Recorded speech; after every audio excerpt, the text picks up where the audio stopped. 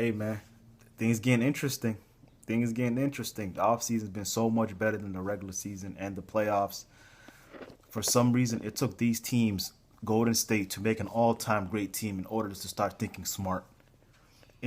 For teams to start thinking, all right, let's build our own super team. Why didn't you do that for like the last 17 years? Why do you have to see Golden State put together like three of the best shooters in the last like 20 years in order for? But it's whatever, man. It's whatever. I don't know why these GMs even exist. I think guys who just watch regular basketball might be better GMs than the GMs that are there today. But anyway, Chris Paul and Harden are a very good combination, but when it comes to certain things, they don't measure up. And this is what I mean by that. Chris Paul individually is let's say a top five point guard, offensively and defensively. He comes to play, but there's some things that he does that kind of piss me off, man. And let me start from Chris Paul when he was with New Orleans Hornets. He was, I say, one of the most beloved players in the NBA. He was like a media darling. Everyone loved him, man. Everyone loved him, and to see his how he was from there to come when he comes to LA. When he came to LA, it's almost like his mind just changed. Every time I see him yelling and just doing some female stuff, man, like he would just go like he would go crazy as soon as they lose. Like he would like he's like on a Molly or something. I don't know. He looks like he's out of it. And when I lost respect for Chris Paul is the OKC series 4 years ago. They're up 2-1 against OKC. They're in OKC for game 4. If they're up, I believe 4 points with like 30 seconds to go. OKC gets the ball, they score, it's like 14 seconds left. They give the ball to Chris Paul. Westbrook is about to come wrap him up and foul him and send him to the free throw line. They're up 2 points. This guy, before Westbrook fouls him, he throws the ball at the rim. He's like half court in order to get 3 free throws instead of 2. And it didn't work. And Westbrook gets the ball, and like the asshole Westbrook is, he just comes and he hits a game winner. Or he got fouled on a 3. Chris Paul fouled him. Then he shot 3 free throws and made it. OKC ties the series 2-2, and they end up winning in 6. All right, that's one time.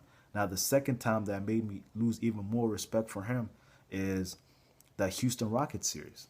Up 3-1, you're up 16 points at the end of the third quarter, and you come back and you lose that. How? You're supposed to be this great basketball player. How's that possible? This guy, Chris Paul, he made one great shot, the San Antonio one in Game 7. But other than that, I've seen him be a no-show for a long time now, man.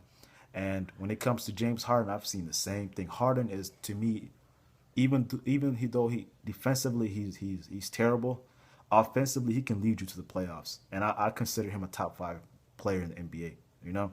He's better than Paul George to me, better than Anthony Davis. He's not as good as Curry. He's not as good as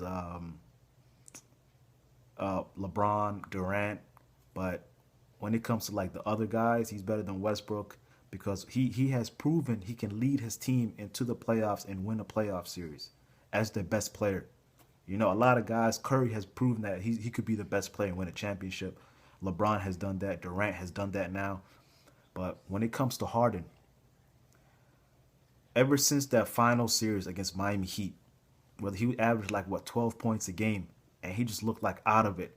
Ever since then, the next playoff round, you could say that's when his first year playing as the go-to guy, but Nicholas Batum and Wesley Matthews locked him up, and that's when they had Dwight Howard was balling. That first year, he was balling, man. But Harden got locked up by Wesley Matthews and Nicholas Batum. But I've seen this guy shrink in big time games, and I've seen Chris Paul shrink.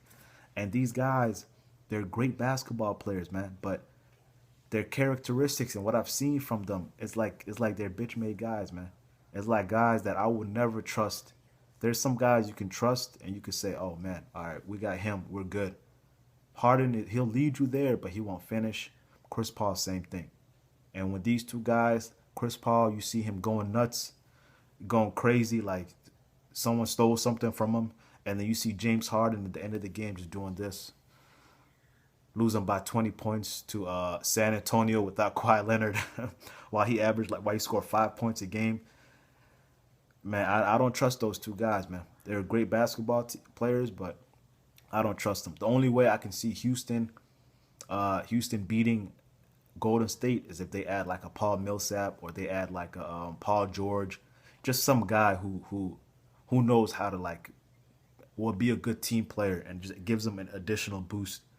But when it comes to Chris Paul and Harden, I wouldn't trust those guys, man. They might be a top 3 team in the West, but when the going gets tough, you're not gonna see those guys. They're gonna be gone. All right, peace though, man. Let me know what you guys think.